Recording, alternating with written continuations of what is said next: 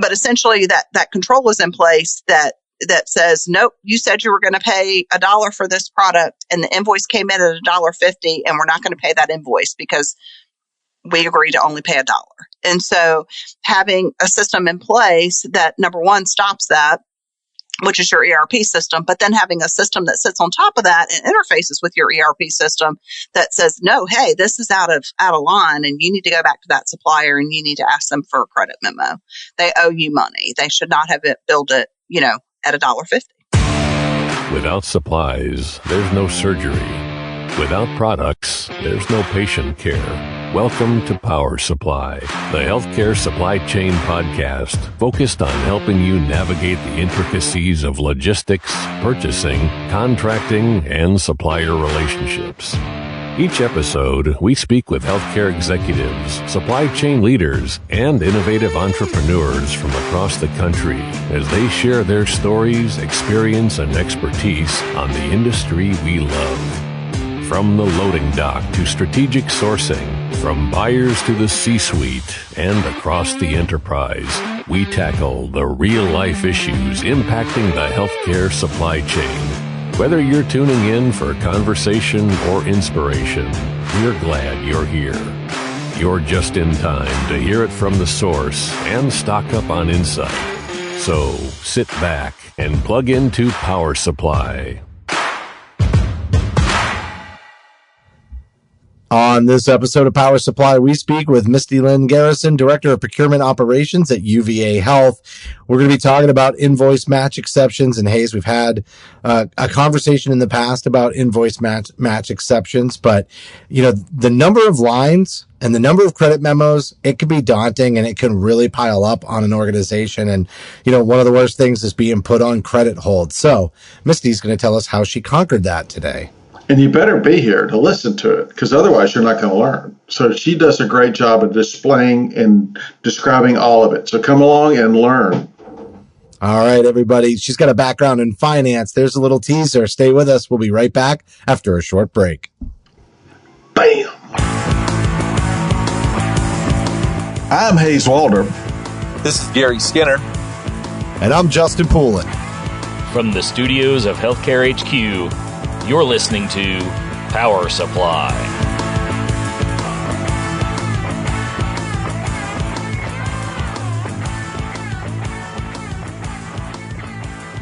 We are speaking with Misty Lynn Garrison, Director of Procurement Operations at UVA Health. We're going to be talking about the story behind invoice match exceptions. So, Misty, thanks so much for coming on the show. Really excited to talk to you some more about this. I know there's some good technology in play these days. And so why don't you just introduce yourself, talk a little bit about your role at UVA Health. Hi, I'm Misty Garrison, Director of Procurement Operations for UVA Health System. And we're an organization that consists of our main medical center, which most people are familiar with, UVA Medical Center. And then we have 3 community-based hospitals in our Northern Virginia market, cancer centers, dialysis centers, non-acute care clinics all over the Central Virginia area. So very excited to be here. Thank you. We're happy to have you here. All right, you got to tell me something, Misty. You got any outside hobbies or passions? You got to tell me something. What keeps you busy in the on the afternoon? Well, since it's 80 degrees outside in Central Virginia on a March day, we're headed to the baseball field this afternoon. So it's a beautiful day here in Charlottesville, and no better way to spend the evening than with my family at a college baseball game. Sounds like a lot of fun. That sounds like fun. Exactly. It's too bad Gary's not here for the episode today because he's a huge baseball guy, Hayes. He played college baseball, so he says. Wow. So he says. There's rumors. Yeah, I played NFL football for 10 years too. Okay. Yeah. I just don't have my gold jacket on today. You know what I'm saying? Okay. That's kind of what I feel about. Yeah. Well, I played in the Masters. How about that? We won't go there. Again, that would be so awesome. We won't go there, right? Okay. No. All right. So, Misty, why don't you talk about your background? Your career. Sure. Where did you start? Everybody says, I never went to school to be in healthcare supply chain. I just kind of fell into it. Is that your Sure. story Well, too? I have an alternative story. So I've been with the university for 21 plus years, and over the course of 2 decades, I started out as accounts payable supervisor. We did some implementations, we did some upgrades to our ERP system, got a couple promotions out of that, and made my way to manager of accounts payable for nearly 17 years. And an opportunity came up for me to cross ties and switch over to procurement operations. And once we did the implementation of our northern partners, and the organization purchased those 3 community-based hospitals, and so moved over to procurement operations, and here we are today. So it's been quite a ride, and so my background is some accounting and the accounts payable side of the house, but now that we've done so much process improvement, that the organization challenged me with reorganizing our procurement ops department.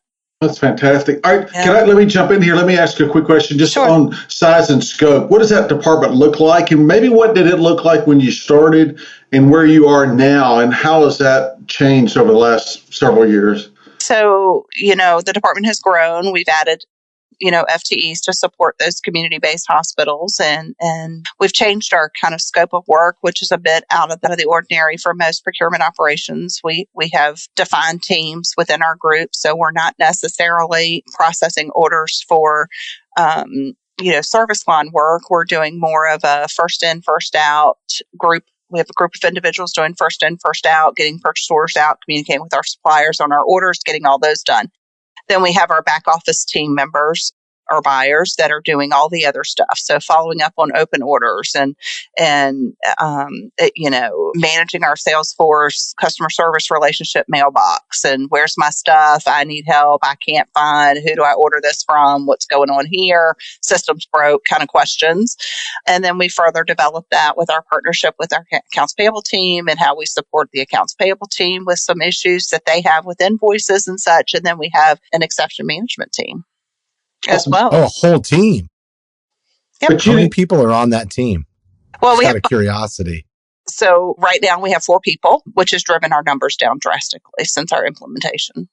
Wow. Well, you mentioned something that makes me think you do know George Godfrey. You mentioned the word Salesforce. Was that something that he had or did you influence him, or vice versa? So we did our implementation with Salesforce for our CRM tool, and then someone said, "Hey, you need to check this out." And so I was like, "Okay, I'll listen. What you got?" So probably 5 minutes into George's spiel there on his health chain product, I was sold, and literally 5 minutes in, when some of the spin words and the statements that he made, I've had no credit holds. I've had, we're maximizing our price structure on our contracts. We're ensuring that, we're paying for the 50-cent item that, we're paying 50 cents for it, if that's what we contracted to pay. And all of those things that challenge healthcare organizations like this and departments like mine, as far as procurement ops, those are the things we struggle with on a daily basis. And how do you overcome that? How do you get there? And so, again, 5 minutes into his presentation, we were all like, turning our monitors off. We're no longer on camera. We're all on our phones, group texting. What can we do to implement this? And where do we go from here? So it's made a big difference, sounds like. Huge difference. Yeah. Tremendous difference.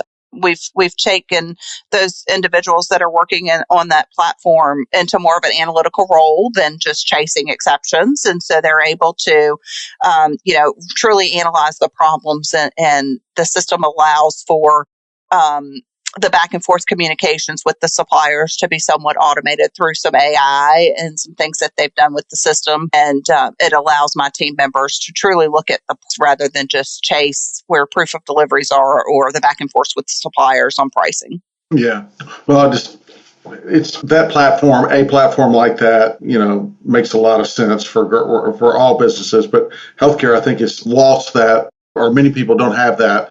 And I think it seems like a very valuable tool. So Well, we have so many SKUs, right? We have hundreds and hundreds and hundreds of SKUs, and the price structures are different, and whether they're community based or at our medical center or those types of things. We have multiple price structures, and so this system is helping us to identify where we have gaps in our pricing, and trying to shore that up so that our GPO pricing is a one price structure for all of our groups. Well, which is kind of leads me to the next point is that, I mean, the evolution of technology that you're talking about here, doing a CRM, but more importantly, when you started, it wasn't all that. You didn't have all these great tools, right? And we did not. We had Excel spreadsheets.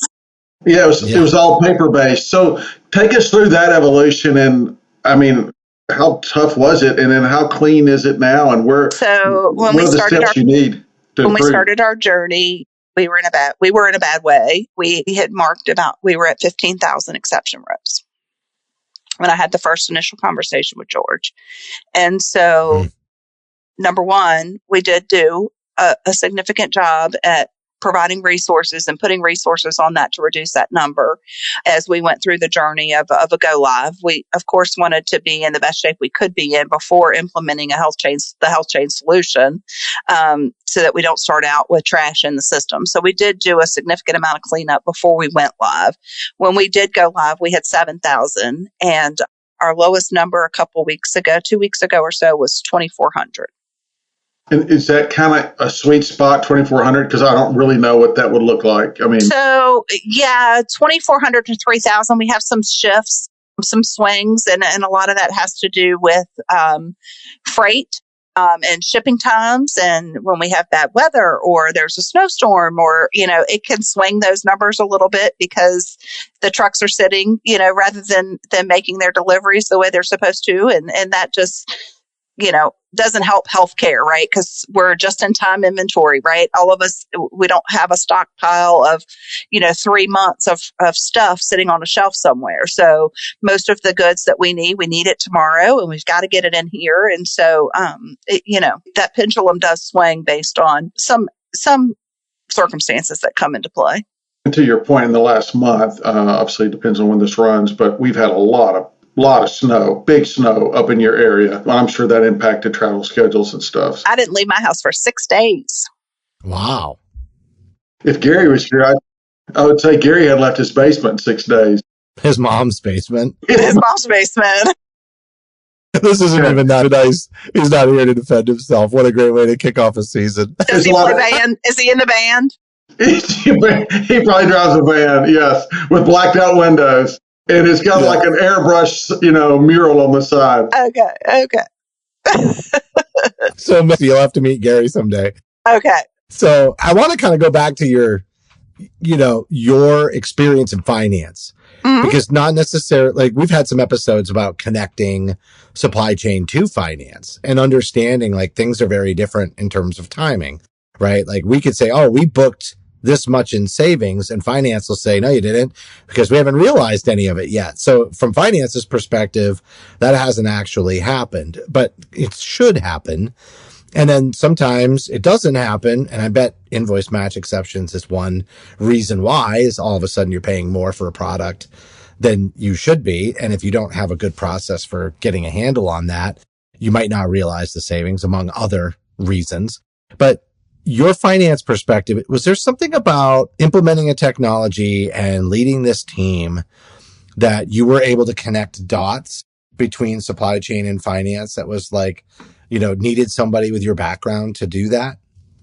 Well, I mean, I think that my background does enhance that very conversation. So yes, you can write all the contracts in the world, and you can have your contract negotiators and the legalese of the world, signing off on agreements and saying that we're going to pay X amount of dollars for whatever product. And until you have controls in place and that once as those products are ordered over a course of period of time, that you're actually paying the price that you agreed to initially, right, in that contract negotiation, whether that contract was written 2 months ago or 24 months ago. If it's for a 24-month agreement or 12-month agreement, you want to make sure the whole life of that 12 months, you're paying exactly what you said you were going to pay for those products.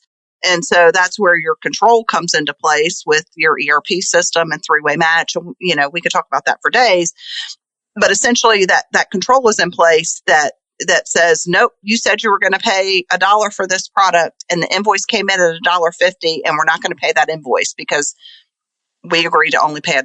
And so having a system in place that, number one, stops that, which is your ERP system, but then having a system that sits on top of that and interfaces with your ERP system that says, no, hey, this is out of line and you need to go back to that supplier and you need to ask them for a credit memo.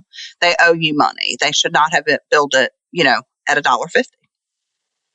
And that's where you can tie in those that's how those cost savings truly come to be real cost savings, because you don't overpay for the product as the product is invoiced. It's so interesting because it's cost avoidance, but then when it goes into a credit memo, it's realized, dollars, right? And so once you prevent it, and you've done such a great job, you're not showing the credit memos anymore. And so maybe people aren't seeing the dollar amount.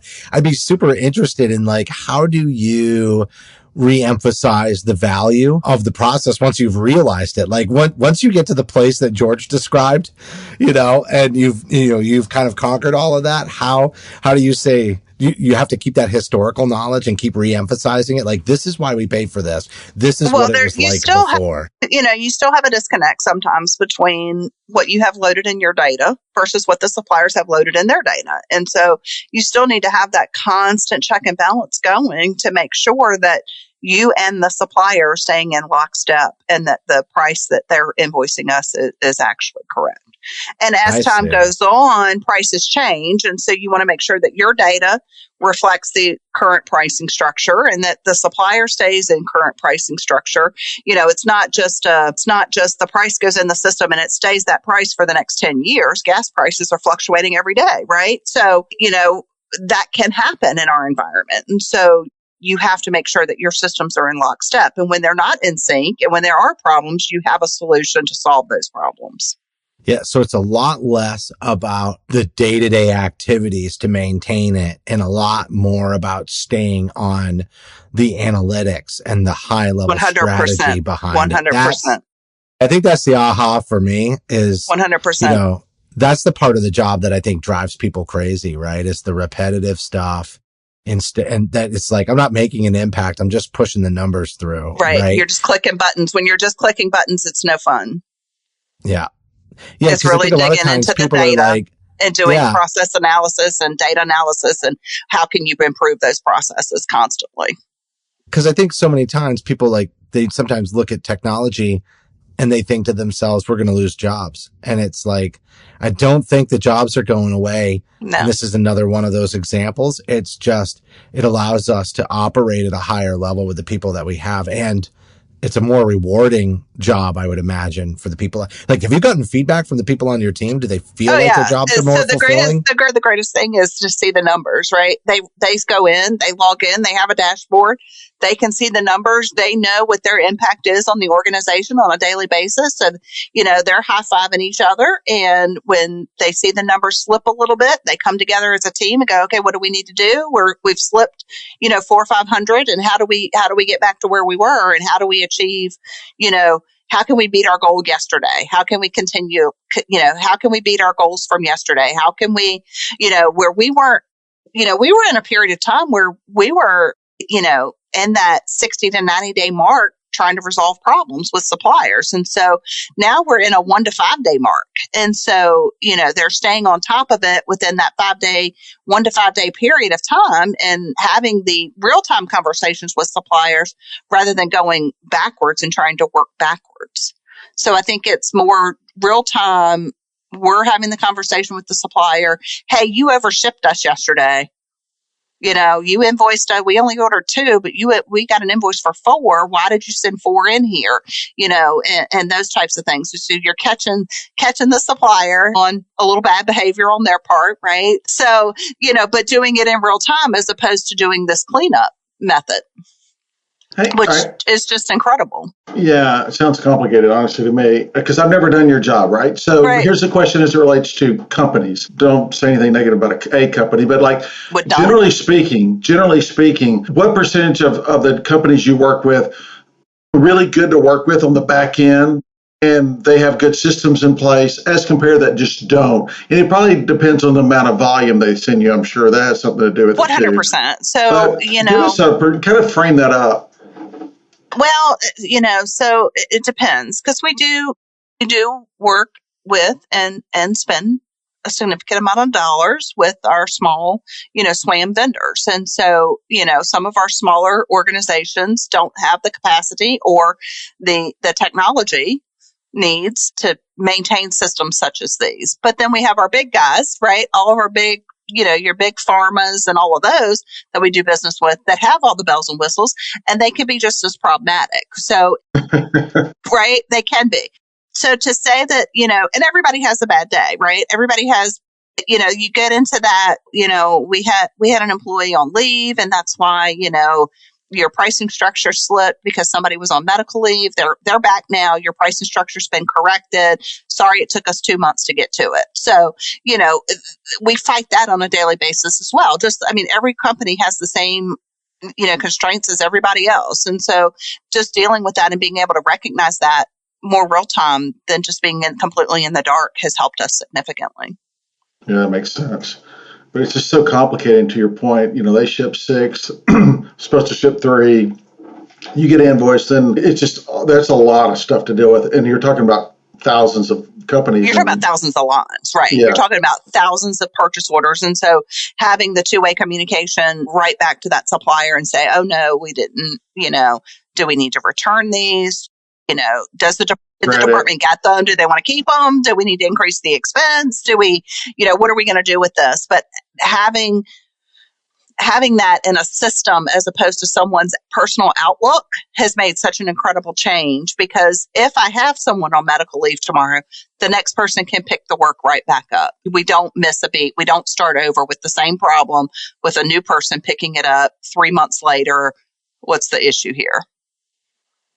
Sustainability, 100%. You got to do it, and it sounds like you got it figured out. If I were to interview Misty, if I were to interview 25 of your top companies, would they say that y'all are a wonderful system to work with? Probably not right now, because we're probably not. And the only reason why I would say that is because they're getting inundated with all these emails, right? And so because they need to they're recognizing now that they have some cleanup, and they're recognizing that, oh, we thought we were sending advanced ship notices with tracking information, and we're not, So working with our suppliers to click the right buttons in their system to get the data that we need from them real time is critical. So they're getting inundated with data from us, and they're trying to overcome it as well. If I were to we will get to the other side of it, right? Yeah, of course. So, you got to work through it. Yeah, it's a process. If the companies that are listening to this right now, is there any kind of good take homes you could give them, advice that, some things that they should do as it relates to all this? If they can get advanced ship notices to any healthcare organization, that is first and foremost, because my number one priority is to get goods into the organization, right? Joe Nurse needs XYZ. She needs it tomorrow. Joe Nurse is going to call me in the morning. Hey, I sent, where's this overnight? I need tracking. Is it going to get here in time? The procedure schedule, those types of things. The more information they can provide us up front, the better shape we're in, and the less communication we have to do with those suppliers. The number two thing is get your data clean. Spend the money, get it clean. The cleaner your data is, the faster and better processes that you have in place to get those contract prices loaded and make sure they're accurate and correct will reduce the back end work back and forth to get credit memos issued. And nobody wants to do the credit memos. It's a terrible process. No one wants to do it. And so if you can get your pricing corrected up front, and that you have the correct unit of measures in place before you, everybody wants to do business with UVA, right? We're the big guys, right? Everybody wants to do business with us, but they don't want to consider what it's like to do business with us. And so getting the data correct, making sure your unit of measures are correct, that, you say you're going to sell it to us in a each, so that's how you're going to sell it to us. Don't come back with a case because we can't pay you. We won't pay you. Data is everything, and every single piece and part of that line is critical.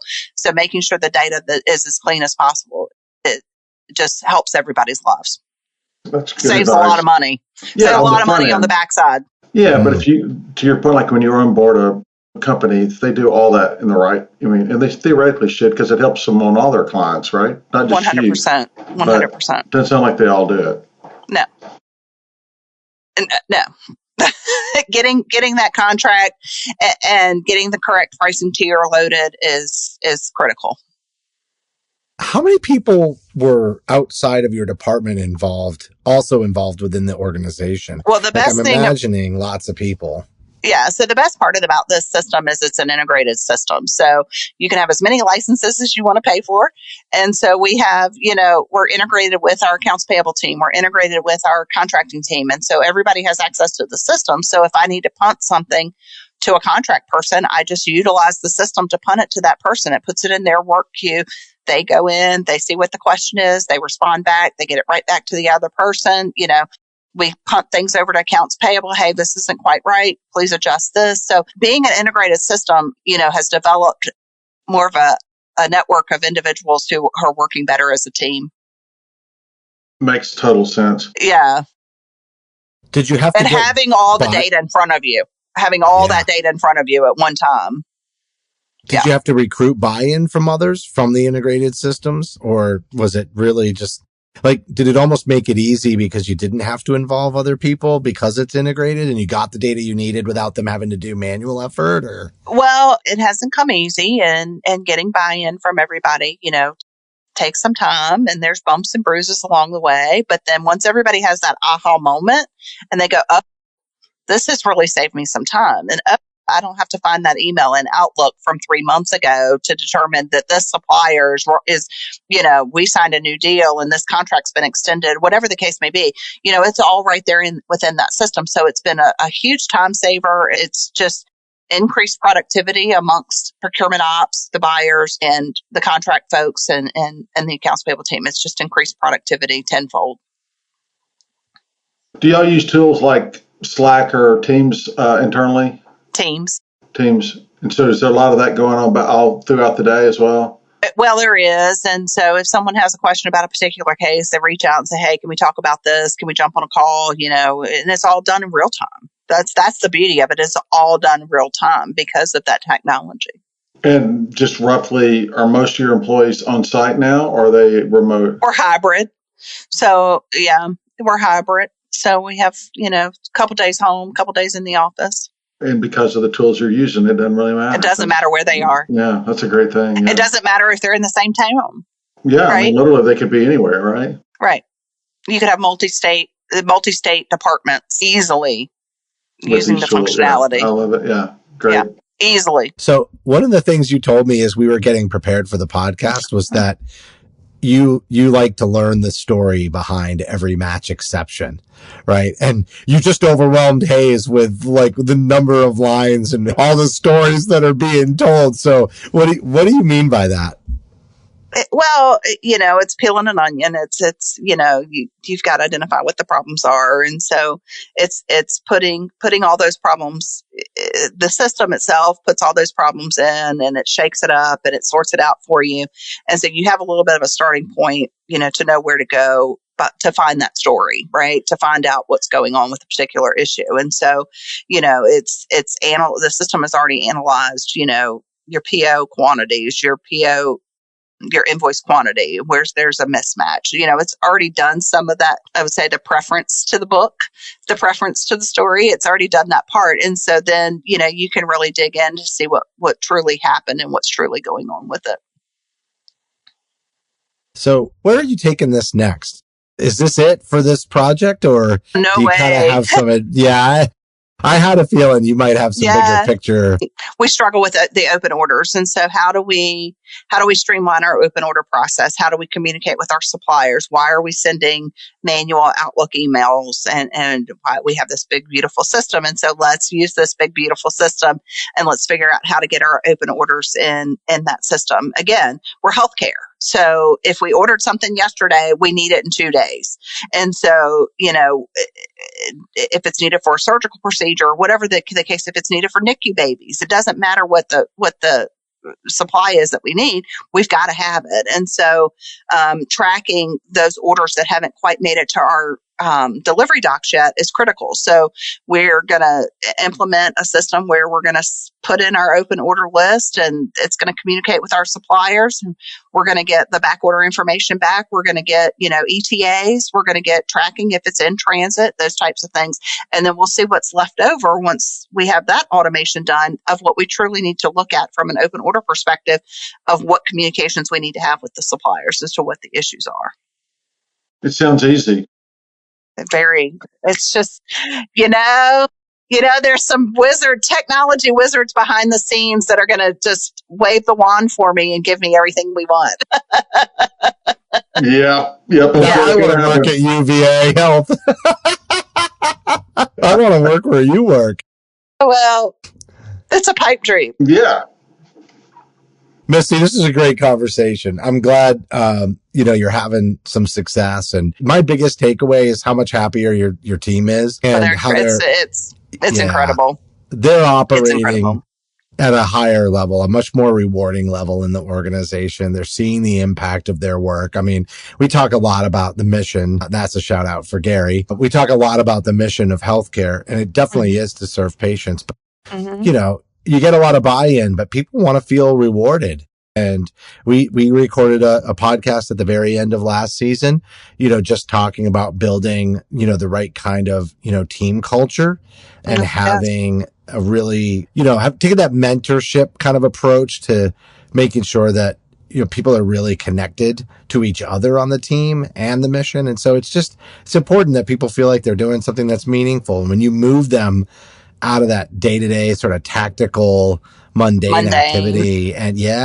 then it's a lot easier to get them to buy into the mission because they're already finding meaning in their own work, that is really their day-to-day responsibilities. They can see how it's having a positive impact on the community. So that for us being we're a supportive department to our clinical staff. And so, so the clinical staff are the ones that are seeing the patients every day. They're walking them back to a room. They're doing all the great things for a patient.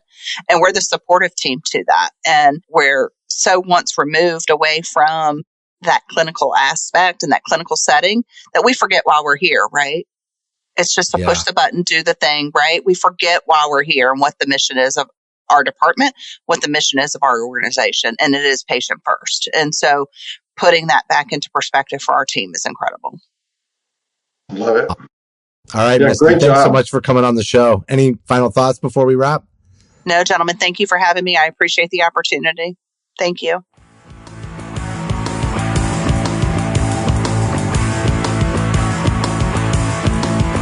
That was Misty Lynn Garrison, Director of Procurement Operations at UVA Health, talking about the story behind invoice match exceptions. And Hayes, you snuffed that out pretty quick. George made the introduction to Misty, and she obviously has got a great story to tell. She's got a unique background, and I think for them to implement this technology and have this kind of an impact in just 6 months, I mean, that's what everybody's hoping for, when they bring on a solution to tackle a lot of the mundane tasks in the organization.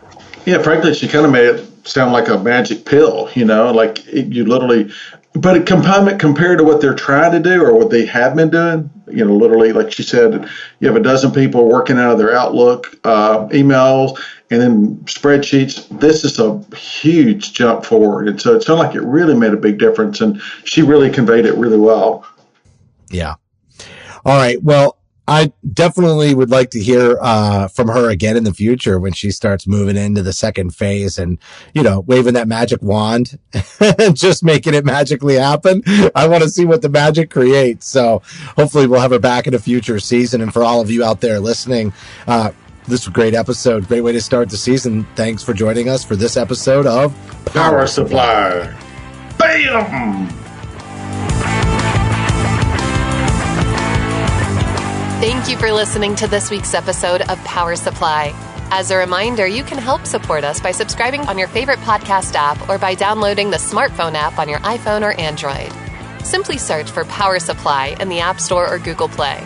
The best thing about downloading the smartphone app is that you can access bonus content for certain episodes and view episodes in certain categories, like articles on the go and vendor spotlights. Are you following us on LinkedIn or Facebook yet?